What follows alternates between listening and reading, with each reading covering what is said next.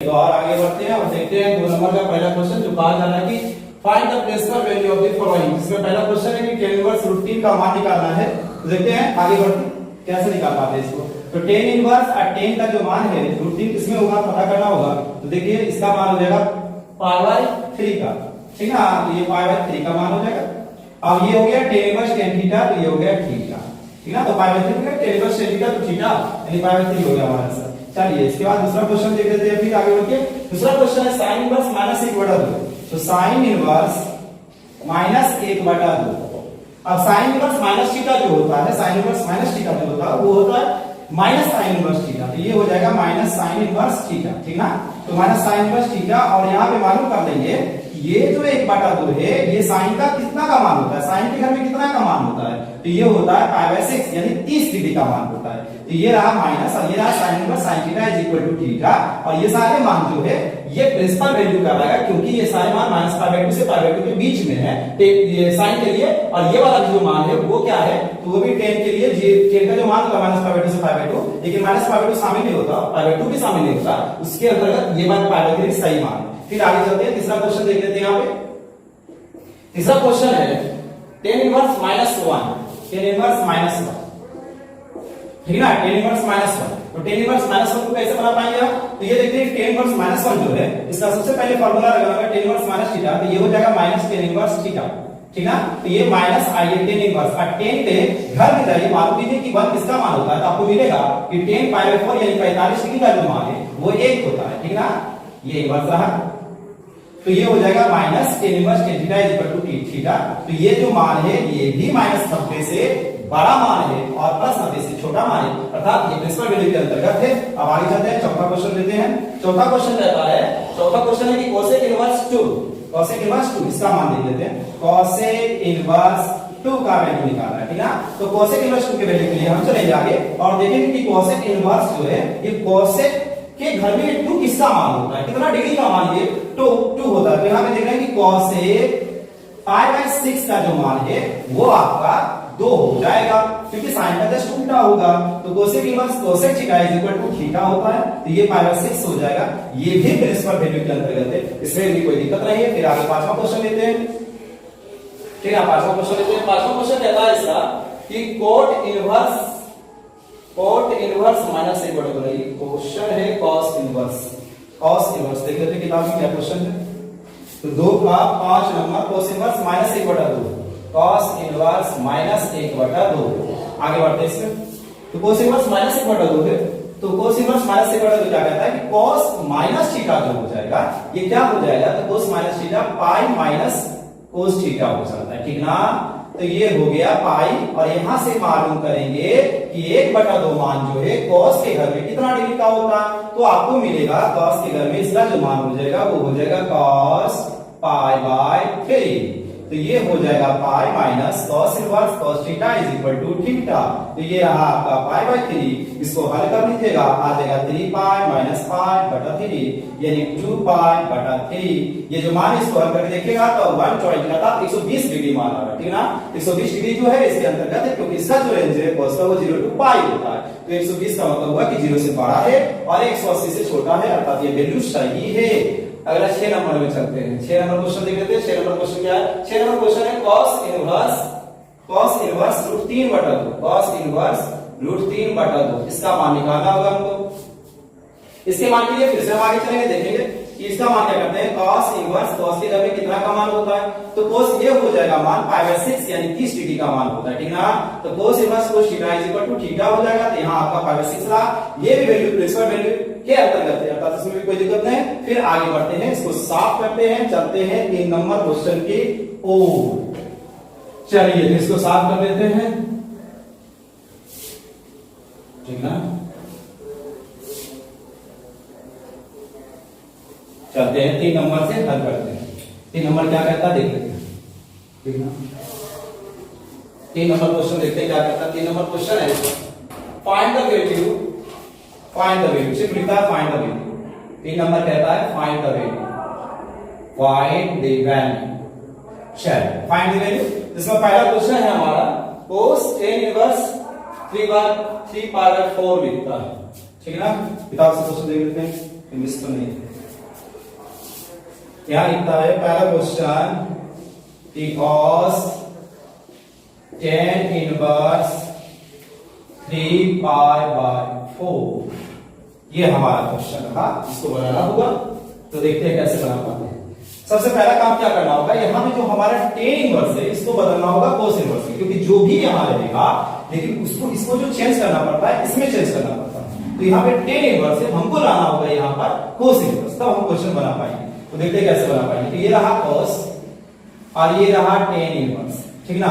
इसको चाहेंगे तो बड़ा करने के लिए इसको फिर से पुट करना होगा, हमको वहां से निकालना होगा ट्रायंगल रूप से। लेकिन अगर आप जल्दी चाहते हैं तो इसको जल्दी भी बना पाएंगे, ठीक है। जल्दी बनाने के लिए हमको क्या करना होगा, इसको cos इनवर्स और ये जो होता है tan थीटा जो होता है वो होता है लंब बटा आधार, ठीक ना। यानी लंब बटा आधार हो जाएगा p/b हो जाएगा। तो ये जो cos थीटा है ये हो जाएगा b/h, यानी इसके लिए b हमको चाहिए, b तो यहाँ पे दिया हुआ है, तो b हो गया हमारा ये 4, ठीक ना। h हमारा हो गया 5। अब कैसे निकाला गया, तो इसको देखिए रफ में देख लीजिए कि इसका जो है tan इनवर्स 3π/4 को थीटा माना जाता है। तो 3π/4 ये tan थीटा, 3π/4 जो ये tan थीटा हो गया। तो tan थीटा बराबर सीधा करके लिख देते हैं 3/4 हो गया। तो यहाँ पे आप देखते हैं कि इसका जो फार्मूला आता है वो आता है p/b। तो यहाँ पे आपको हो गया p बराबर 3, b बराबर 4। तो आपको h निकालना होगा। h का फार्मूला जो आता है ट्रायंगल रूल से, आप चाहेंगे तो ट्रायंगल मार सकते हैं इसके लिए। तो देखिए इसका हल करके हम देख लेते हैं पूरा, ठीक ना। तो ये रहा हमारा a, ये रहा b, ये रहा c, और ये अगर हम मान लेते हैं कि हमारा ये थीटा हो गया तो क्या हो जाएगा, ये हमारा लंब जो है ये 3 हो जाएगा परपेंडिकुलर लंब, और ये जो आधार ये हमारा 4 हो जाएगा। तो यहाँ से जो हम फार्मूला से निकालेंगे h, तो वो क्या हो जाएगा पाइथागोरस प्रमेय के द्वारा। तो 3 का स्क्वायर प्लस 4 का स्क्वायर हो जाएगा, यानी p square plus b square हो जाएगा। तो ये कितना हो गया 9 और ये हो गया 16। ये दोनों को जोड़ेंगे तो ऐड करेंगे तो आ गया 25 यानी 5। तो हमारा जो h है वो कितना निकल के आ गया, ये रहा हमारा 90 डिग्री, ठीक है ना। तो हमारा निकल के आ गया है h, वो हमारा 5 आ गया है। तो यहाँ पे cos थीटा का जो फार्मूला होता है वो होता है b/h, ठीक है ना। b/h यानी b हमारा यहाँ पे देख पा रहे हैं 4 है और h हमारा 5 निकला, यानी cos इनवर्स cos थीटा ये हमारा थीटा हो जाएगा, यानी 4/5 हो जाएगा। चलते हैं दूसरा क्वेश्चन की ओर। दूसरा क्वेश्चन क्या कहता है, दूसरा क्वेश्चन हमारा है cos इनवर्स, ये रहा cos, ये रहा cos इनवर्स, ठीक है ना। लिखा है √3/2 प्लस π/6, ठीक ना। इसको हल करना होगा हमको। तो चलते हैं देखते हैं कैसे हल कर पाते हैं इसको। तो ये रहा cos और इसको हल करेंगे तो ये रहा हमारा, मालूम करते हैं इसका कि कितना डिग्री का ये मान हो जाएगा। तो ये मान होता है cos π/6 का, ठीक ना। तो cos π/6 लिख सकते हैं इसको, ठीक। और ये पहले से π/6 यहाँ अवेलेबल है, ठीक है ना। तो आगे बढ़ेंगे और सीखेंगे फिर आगे, यानी cos inverse cos theta is equal to theta, यानी π/6 हो जाएगा, ये भी π/6 हो जाएगा। देख पा रहे हैं क्योंकि यहाँ से cos inverse cos theta is equal to theta, और यहाँ पहले से है थीटा, तो जो π/6 है तो पहले से लिख दिया गया। फिर आगे सॉल्व करते हैं। ये हमारा हो जाएगा cos, ये 6 रहा, ये पाई प्लस पाई रहा, ठीक ना। तो ये हमारा हो गया cos 2π/6। इसको कट सरल करेंगे तो ये आ जाएगा हमारा cos π/3। तो यहां चलाते हैं cos π/3, यही पे देख लेते हैं cos π/3। तो cos π/3 का कितना मान होता है मालूम कीजिए। तो cos π/3 का मान आपको हो जाएगा 1/2। फाइनल आंसर हमारा हुआ 1/2। चलते हैं तीसरा क्वेश्चन की ओर। तीसरा क्वेश्चन क्या है, थोड़ा सा लंबा क्वेश्चन कीजिए। चलिए लिखा हुआ है 2 sin inverse 1/2 plus 3 tan inverse -1, 3 tan inverse -1, ठीक। और फिर लिखा हुआ plus 2 cos inverse -1/2 plus 2 cos inverse -1/2।